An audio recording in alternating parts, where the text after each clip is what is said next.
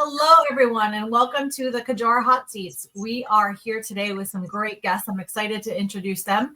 This is where we spotlight leaders behind the firms, capital, platforms, really everything that's shaping the next chapter of business. The conversations here are candid. They are unscripted. I get the questions, but our guests don't. They get to jump in and answer off the cuff. And we're positioning really what's next. So as we jump in today, I'm Jennifer Catrulia, and I am joined by Javier Caceres. I'm going to say it again, and I promised him I wouldn't butcher it. See, it's unscripted for me too. And Peter Kihara.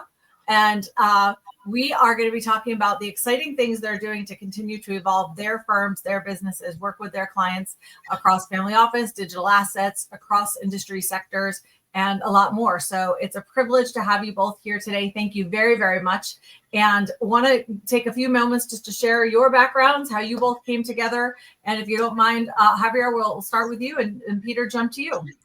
Actually, Peter tells a much better story about how we met. So it's quite beautiful the way he tells it. So, All right, Peter, we will defer to you. Absolutely. Thanks so much, Jen. It's a pleasure to be here. Thanks for having us. Absolutely. So Javier and I actually met through our kids. We were neighbors, and our kids were about the same age, 3, 4, maybe pretty young.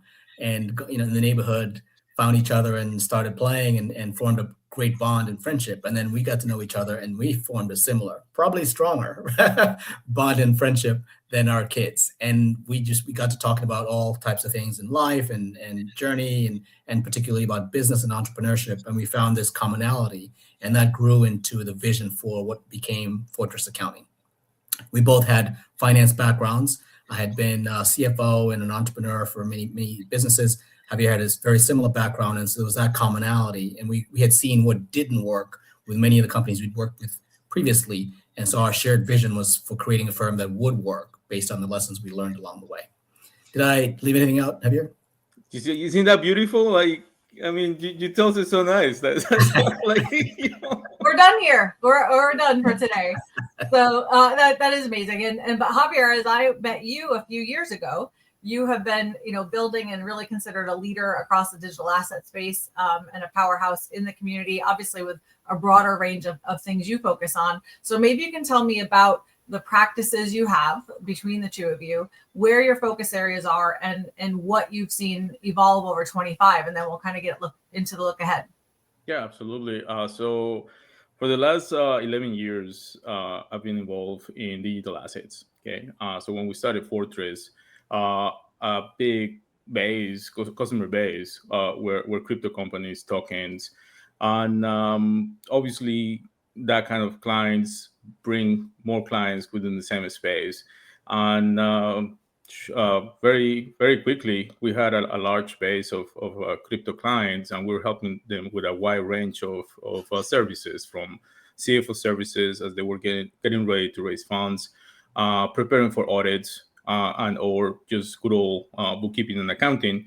A lot of early stage companies don't really care much about record keeping. So entangling a crypto mess became our specialty. There was nothing that would scare us, or nothing that we haven't seen before. So it was actually fun to just dig in and figure out, where things went and how to allocate the wallets across, the balance sheet and so on and so forth. And Peter, obviously you've had a slightly different approach, and you've brought your paths together. So maybe you can talk about your practice history. And, we didn't focus on where you're located. I know you both have national and global practices, but to the extent that that's had an impact, tell us a little bit about the evolution for you. Absolutely. And just to answer that question, so we have 3 offices. We have an office in Connecticut in Fairfield County. We have an office in Florida in Palm Beach County. And we just opened our brand new office in Minneapolis through an acquisition we closed just last week. Congratulations. I know that's super exciting, and you guys have worked hard on that. So very excited. Absolutely. So what does that mean, Peter, for us? So that means we're expanding our business really to give us more capabilities to serve our clients better, right? So our clients across industries face the same issues, right? Really complexity in their business, difficulty with navigating an uncertain economic environment. They face rising costs, but they also face great opportunities to grow their business, and we help them navigate that. We bring a strong financial foundation to help them weather through challenges and face the future and create a broader, better opportunity. And so we're bringing more capabilities for folks, our client base and prospective clients across tax, planning and compliance, financial planning, strategic planning, CFO services, better accounting and bookkeeping, and really just overall financial management of their business, right? So as we grow, we bring on more team members with additional capabilities, which is a better platform from which to serve our clients. Thank you so much. And if we focus, Javier, a little bit on what you've experienced in digital assets, obviously a very active year in terms of the shift in focus on digital asset transactions and reporting, and putting a lot of things on the radar that kind of rub against the entire ideal or philosophy behind the digital asset space. So how have you seen that evolve? What are the opportunities, and what are some friction points you're seeing and solving? Yeah, I think we're in the era of compliance, right? I'm sorry, I'm gonna fix this. Okay. We're in the era of compliance, and it is good for the industry, right? Because when the industry began, it had this bad stigma that the industry has been fighting hard to change, right? And with the latest developments, the IRS, FASB, providing guidance as to how to regulate and how to book certain entries, it certainly makes it easier for us, the accountants, and for the companies to be able to portray how they're doing and to show a balance sheet that makes sense to a regular investor. So bringing an industry that has lacked a lot of compliance into a compliance world, there is obviously a lot of work, right? Now, the beautiful part of blockchain is that you can track every single transaction, right? So we know for a fact that we're not going to miss any transaction because we can see it all. But it's the tagging of those transactions and what happened on their other end where a lot of the work happens. And this year there are two events that are actually gonna create a lot of work for companies in the space.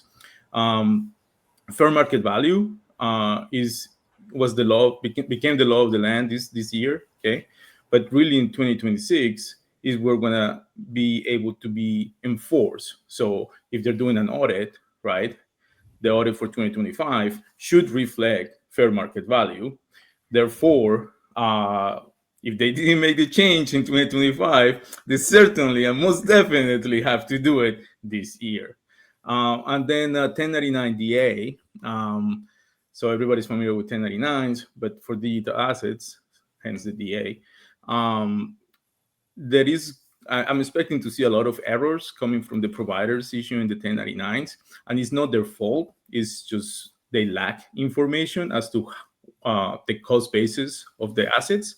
So when they issue these 1099s, if they don't know, the assumption is going to be zero. And by making an assumption of cost at zero, as you can imagine, the gain and losses is going to be totally off. So what we're going to be doing for our clients is making sure that whatever document they may get from any exchange actually matches what they're seeing or what we have in their books. And chances are is that there are going to be lots of errors. And we've actually seen where that's hundreds of thousands and millions of dollars for some people, right? I mean, we're not talking small numbers in a lot of cases. So absolutely, it's significant. It's a big year for those reports that come out, for sure. So, and by the way, I've decided in the spirit of hot seats that every future interview, I'm going to make sure that there's bright light interrogation. It wasn't in part of our plan before, but you are inspiring a new approach to our hot seats going forward. So no pain, no gain. Peter, you're off the hook for today, but we're going to come back and do that again when we have a chance. So absolutely. What are you seeing your family's experience, right? Even as we talk about digital assets, one of the things I know I've seen over the years is that families felt like, from a transition standpoint and mentoring, and then bringing in their next gens, that you could use the same playbook for a while, whether it was a real estate family or tech. for the most part, conversations and methodologies and playbooks would hold for a while. You have now the evolving digital asset conversations. You have transition focus. You have emerging tech, which I know you're both very tech and automation focused.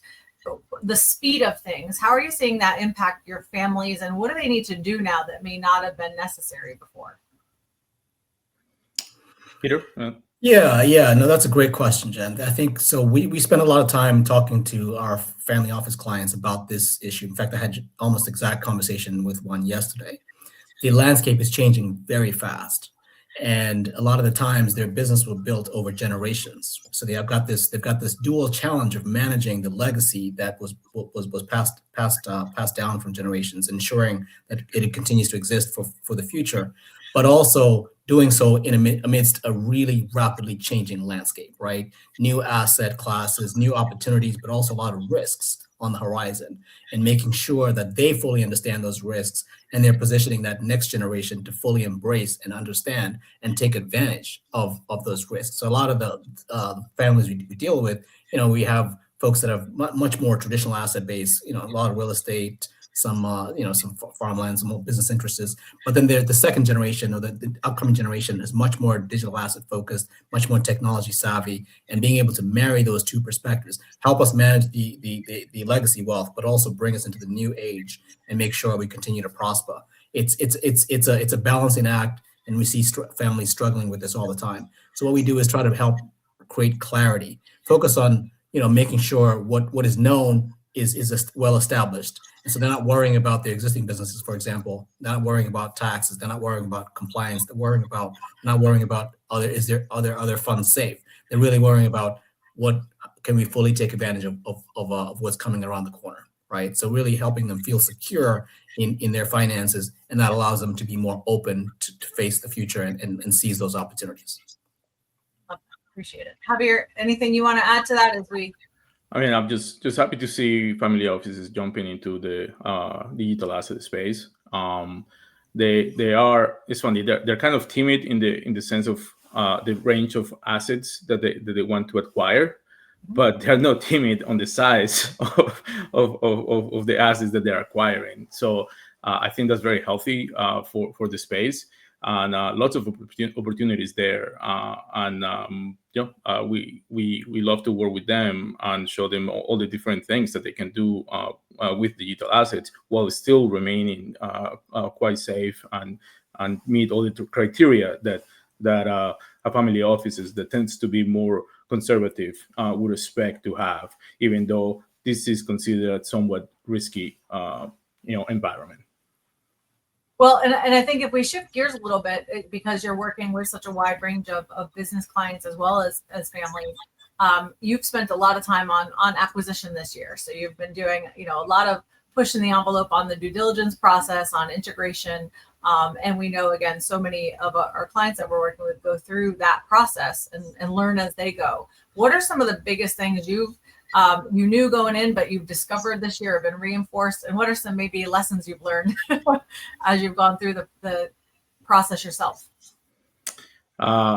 So there is commonality, because regardless whether you are in crypto, AI, or construction, or anything in between, measuring and tracking cash flow is what they care most about.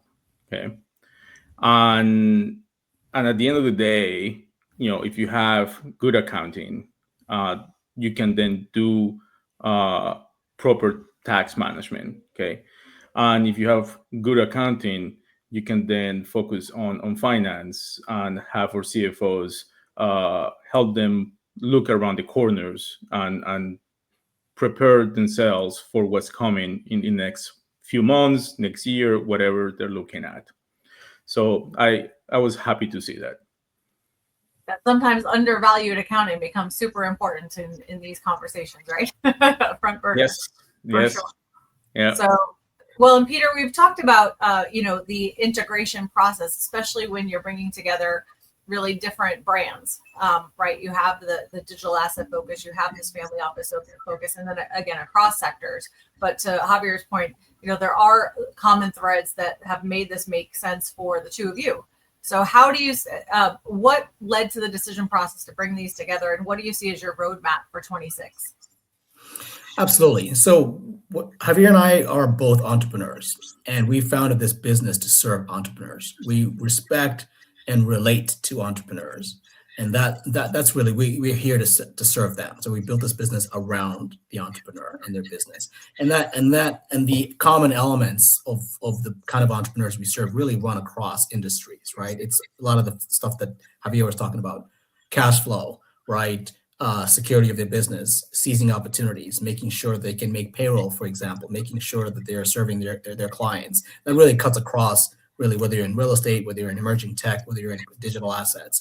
And so we really try to create that foundation for them and help become their trusted advisor, right? Make sure that they come to us for help with their most challenging financial and business issues. Right. And we have that ear, being entrepreneurs ourselves, we've sat in their seat and we can relate to what they're going through, but also bring the incredible experience and expertise of our team, our global team, to help address the specific issues that they're following. And then we also make sure that we are personally available for all our clients. All our clients have our phone numbers. There's always one relationship manager for all our clients. And a lot of the time, that's Javier and myself. So they have our cell phone numbers, they can call, they can text, they can email, Telegram, WhatsApp. We're always available to meet in person, to meet virtually, and making sure, and clients really appreciate having that sort of respect, that sort of availability, whether it's a big issue like how should I deal with this acquisition that's coming up, this business loan that's due, a cash flow crunch, or something as simple as, I need help with some bill payments, right? And I need someone to help me keep track of bill payments, both for my business and for my family, right? So we really run the gamut, and we want our clients to never be afraid to pick up the phone and call us. We're always there for them. And as we talk about with our families, it's always capital call time, right? Where that's coming in and necessitates a lot of back and forth. So it's exciting if you could pick one thing that you want your clients to know and listeners to know before the end of 25, because we're coming up fast. What are a few things you hope people check off their list and still make the time to do before we close the calendar for the year? Absolutely. So Javier just defers to you, Peter, for every answer, just so you know. So I'm just going to come to you first. He's the smart one. What can I say? When we're in person, I know that is not the case. So I'm just on the hot seat today. So I think the end of the year is a critical time for our clients, and we want you to help think through things like from a tax perspective, right? Are there things you could do to lighten your tax burden for this year? So are there some payments you can accelerate this year? Are there some tax losses you can take in your stock portfolio that would help you reduce your capital gains? Are there some investments you need to make towards the end of the year? So both from a regulatory, a cash flow, and just general business management, this is the time to be thinking hard about what can I do to make sure we end 2025 in the most advantageous way possible. And that runs the gamut for everybody, from tax issues to cash flow issues to investments. And so, like I said, we are always available to talk through to our clients. We find ourselves a lot busier in December for precisely that reason, because business owners want to talk to someone, and they often don't know what the answer is, right? And they just want to have someone that's available to listen and help them talk through and think through potential solutions to problems they may be facing, or that they didn't even know they had, right? Until they had that conversation. So our phone lines are open. Operators are standing by. Please call. That's amazing. Thank you. You're going to get a bunch of follow-ups after this. And Javier? I could actually add two things. So our CFOs are quite busy these days with budgets, right? So that is something that, if they don't have a fractional CFO or they haven't had the time to work on the budgets, they should be working on that right now. And if they don't want to do it, well, you can give us a call. We can help you out. Okay. Not something you want to AI yet, right? It still makes sense to get professional help with this. Absolutely. Yes, because it's funny. Budgets. People think, I hate the numbers, whatever. But it is very personal. It's like it's like like you're confessing that you have done this or not to someone, and that therefore we need to make certain changes. I mean, it gets very personal, and that's why it's good to develop a rapport with the individual and work with them and see the trajectory. So you can have this frank conversation and be like, hey, dude, you should not be doing this. We need to do this, that kind of situation. And so that's what we provide. And then from the bookkeeping and accounting perspective, not our customers, because we have been preparing them for a while, but for those out there that haven't done this yet, you need to start thinking of your 1099s now, the ones that you have to issue. You don't start in January. Certainly don't start the last week of January. You should have started by now and have all the information ready. So when it comes January, you can file your 1099s and you don't have to do it at the last minute. That's an important reminder because that year kicks off quickly, right? Yep. And then you're busy with everything else. And then, 1099s take a second place, third place, and then you're late. Your phone lines will still be open though, so we'll be calling you. Absolutely. It's always open. Now, Javier, I know both of you have said, but you specifically have said, and I'm going to call you out on this, that you love being able to meet people in person. I know you travel a ton. As you say, we want people to be able to see your face. So where can people expect? What cities do you frequent? We'll shy away from mentioning specific events, but what does, let's say, Q1 look like for both of you?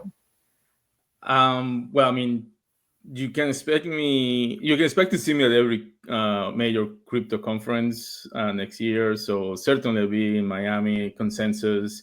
There are some conferences in Vegas and Texas coming up. So I'll be there. And then, New York Tech Week and San Francisco Tech Week. I'll probably be in those two. On whatever conference you're hosting, Jennifer. I love that. Well, I thank you very much. And one of the things you mentioned is that people going forward will be able to kind of look at where you'll be, updates on the websites and your social media and things like that, right? But for sure on the website, it sounds like people will be able to catch up with you and absolutely know what's going on. So we want to keep everybody posted on that. And going into 26, your continued growth, which has been so exciting. Let's I guess close with, what do you see in the year ahead for the firm, and how do you hope people take advantage of your growth and interacting with you? Well, let me answer this one first. So then when I'm not accused that I'm deferring all the questions to Peter. This is very family. For those who haven't tuned into a Kajora thing before in our hot seats, family style everywhere. So I consider this very touching that we have this tone. I appreciate it. Absolutely. Yeah, no. So for this tax season, we've been working a lot in automation and efficiencies. Okay. And the customer experience is going to be so much different, so much better. It was amazing last year, but this year, is going to blow their minds. Okay. So we're going to be able to have information quicker, more accurately, which means that we're going to be able to spend more time in what actually matters, which is working on your tax and managing your tax liability instead of just entering data. So we're super excited about that. And then from the bookkeeping accounting perspective, also we have utilized all the tools out there that we can to make sure that the process is as good as the best. So super excited about that. Clients are going to see the difference, the efficiency, which gives us more time to communicate and to talk about the things that they really want to talk about their financials, talk about their future, talk about cash flow.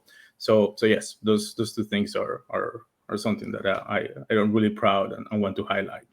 Super exciting. And I know you've in fact implemented some additional technology that will help as new prospects and clients come to you and want to know even about their most recent years and the completeness and accuracy of things that have already been filed.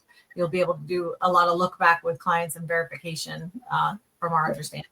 Yes, that is part of the onboarding process for the tax side, obviously. So from the moment you sign that engagement letter, you'll see a very systematic, very efficient chain of events that will give us all the information that we need up front. So it's not painful for you, it's not painful for us, and we can focus on what matters. Okay. Great, that's amazing. And so, Peter, I know you were given the responsibility of leading us off. So now, if you close us up as well, that would be great. Absolutely. No, thanks so much, Jen. It's been such a pleasure. I think that what we want to leave our clients with is to know that we are here for you, right? We know it's a challenge running a business, growing a business, starting a business, and it's helpful to have people in your corner who've been in your shoes and are committed to helping you get through those challenging times and seize those opportunities that you're going after. We have a team that's global, that's highly experienced, that cares, and that are available to help you through whatever challenges you may be facing, however small or big they are. Javier and I are always here, available to help you through those challenges. And we look forward to making sure 2026 is the most successful year your business has had ever.